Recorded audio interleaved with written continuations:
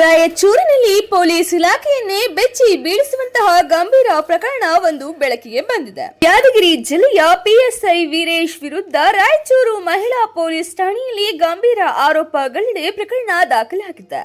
ಪ್ರೇಮದ ಹೆಸರಿನಲ್ಲಿ ಮೋಸ, ಅತ್ಯಾಚಾರ, ಅಪಹರಣ ಹಾಗೂ ಜಾತಿ ನಿಂದನೆ ಆರೋಪಗಳನ್ನ ಲೇಡಿ ಕಾನಿಸ್ಟೇಬಲ್ ತಮ್ಮ ದೂರಿನಲ್ಲಿ ಉಲ್ಲೇಖಿಸಿದ್ದಾರೆ. ದೂರು ನೀಡಿರುವ ಮಹಿಳೆ ಪ್ರಸ್ತುತ ರಾಯಚೂರು ಗ್ರಾಮಾಂತರ ಪೊಲೀಸ್ ಠಾಣೆಯಲ್ಲಿ ಪದೆಯಾಗಿ ಕರ್ತವ್ಯ ನಿರ್ವಹಿಸುತ್ತಿದ್ದಾರೆ ಎನ್ನಲಾಗಿದೆ. ಇವರಿಬ್ಬರ ನಡುವೆ ಪರಿಚಯ ಬೆಳೆದು ನಂತರ ಪ್ರೀತಿಗೆ ತಿರುಗಿತ್ತು ಎಂದು ಹೇಳಲಾಗುತ್ತಿದೆ.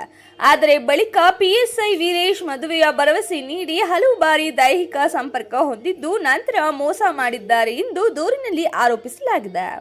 ಇನ್ನು ಪ್ರಕರಣಕ್ಕೆ ಮತ್ತಷ್ಟು ತೀವ್ರತೆ ತಂದಿರುವ ವಿಷಯವೇನೆಂದರೆ, ಕೊಪ್ಪಳ ಜಿಲ್ಲೆಯಲ್ಲಿರುವಾಗಲೇ ತನ್ನ ಮೇಲೆ ಅತ್ಯಾಚಾರ ಎಸಗಿದ್ದಾನೆ ಎಂದು ಮಹಿಳೆ ಆರೋಪಿಸಿದ್ದಾರೆ.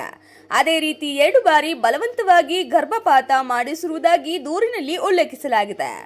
ಇದಾದ ಬಳಿಕ ಯಾದಗಿರಿಯಲ್ಲಿ ಮಹಿಳೆಯನ್ನ ಅಪಹರಿಸಿದ ಆರೋಪವೂ ಕೇಳಿ ಬಂದಿದೆ.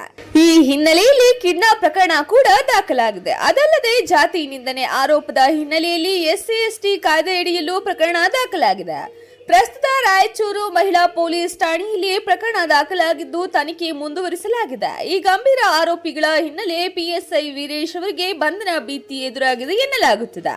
ಈ ಪ್ರಕರಣ ಇದೀಗ ಪೊಲೀಸ್ ವಲಯದಲ್ಲೇ ಭಾರಿ ಚರ್ಚೆಗೆ ಕಾರಣವಾಗಿದ್ದು ಮುಂದಿನ ತನಿಖೆಯಲ್ಲಿ ಇನ್ನಷ್ಟು ಮಹತ್ವದ ಮಾಹಿತಿಗಳನ್ನು ಹೊರಬೀಳುವ ಸಾಧ್ಯತೆ ಇದೆ ಎಂದು ಹೇಳಲಾಗುತ್ತಿದೆ.